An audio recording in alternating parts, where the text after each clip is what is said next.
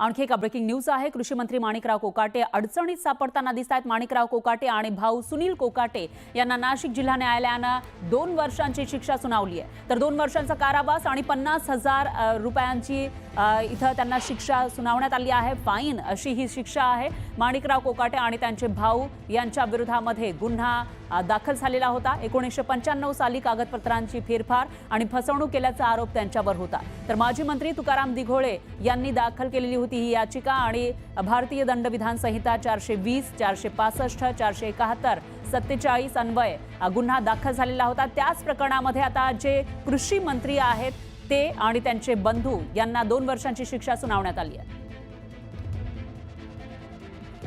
आणि याविषयी अधिक माहितीसाठी आपले प्रतिनिधी लक्ष्मण घाटोळ हे आपल्यासोबत थेट जोडले गेले आहेत। लक्ष्मण, काय सांगाल? एक विद्यमान मंत्र्यांना शिक्षा सुनावलेली आहे, त्यांच्या बंधूंना सुद्धा शिक्षा सुनावली आहे। नेमकं काय प्रकरण होतं आणि मंत्र्यांची काही प्रतिक्रिया आहे का यावर?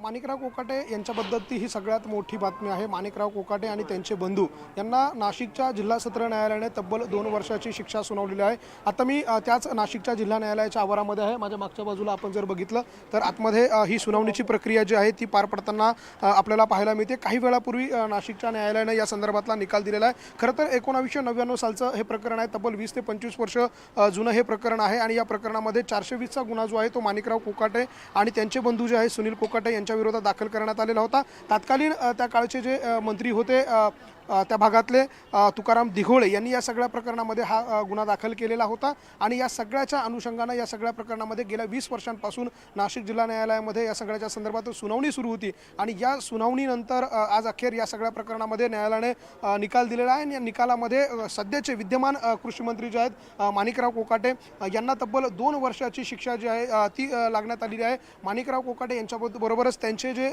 बंधू आहेत त्यांना देखील या शिक्षेमध्ये त्यांची देखील नाव या सगळ्या प्रकरणात आहे। त्यांचं नाव आहे सुनील कोकाटे। दोघांनाही या सगळ्या प्रकरणामध्ये शिक्षा लागली आहे। महत्त्वाचं म्हणजे राजकीयदृष्ट्या अत्यंत महत्त्वाची ही बातमी आहे, कारण माणिकराव कोकाटे राष्ट्रवादी काँग्रेस पक्ष अजित पवार गटाचे नेते आहेत आणि राज्याच्या कृषी विभागाचे ते मंत्री देखील आहेत आणि त्यामुळे माणिकराव कोकाटे यांना अशा प्रकारे शिक्षा लागल्यामुळे या सगळ्या प्रकरणाचं गांभीर्य जे आहे ते वाढताना आपल्याला पाहायला मिळतंय।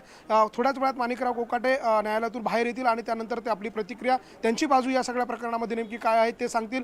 माणिकराव कोकाटे यांच्या विरोधामध्ये हा जो काही निकाल गेलेला आहे या निकालाच्या विरोधात माणिकराव कोकाटे आणि त्यांचे वकील जे आहे ते वरच्या न्यायालयात जातात का हे बघणं महत्त्वाचं आहे। अर्थात या सगळ्या प्रकरणात त्यांना अपील देखील करण्याची संधी असू शकते आणि त्यामुळे माणिकराव कोकाटे या सगळ्या प्रकरणात अपील करू शकतात का, त्यांच्यावरती हा सगळा काही जो निकाल लागला आहे या निकालाच्या विरोधात ते अपील करू शकतात का, हे सगळं बघणं महत्त्वाचं असणार आहे। मात्र राजकीयदृष्ट्या खरं तर ही अत्यंत महत्त्वाची आणि मोठी बातमी आहे की माणिकराव कोकाटे यांना कृषी मंत्री असताना अशा पद्धतीची शिक्षा लागली। प्रकरण जरी 20-25 वर्ष जुनं असलं तरी देखील माणिकराव कोकाटे हे राष्ट्रवादीचे ज्येष्ठ नेते आहे, राज्याचे कृषी मंत्री आहे आणि राजकीयदृष्ट्या त्यांचं एक वजन जे आहे ते नाशिक जिल्ह्यामध्ये आपल्याला पाहायला मिळालेलं होतं। विधानसभा निवडणुकीमध्ये देखील त्यांनी विजय मिळवलेला होता आणि त्या सगळ्यामुळे माणिकराव कोकाटे यांना जी शिक्षा लागली आहे त्या शिक्षेच्या संदर्भात सरकारी वकील या सगळ्याच्या संदर्भात अधिक माहिती देतील। हे प्रकरण नेमकं कशा पद्धतीने होतं, या प्रकरणामध्ये 420चा जो गुन्हा दाखल होता अर्थात फसवणुकीचे याविषयीची अपडेट आपण घेत राहूयात। आता पुढे माणिकराव कोकाटे काय करणार ते बघावं लागणार आहे। त्यामुळे धन्यवाद तुम्ही दिलेल्या या सविस्तर माहितीसाठी।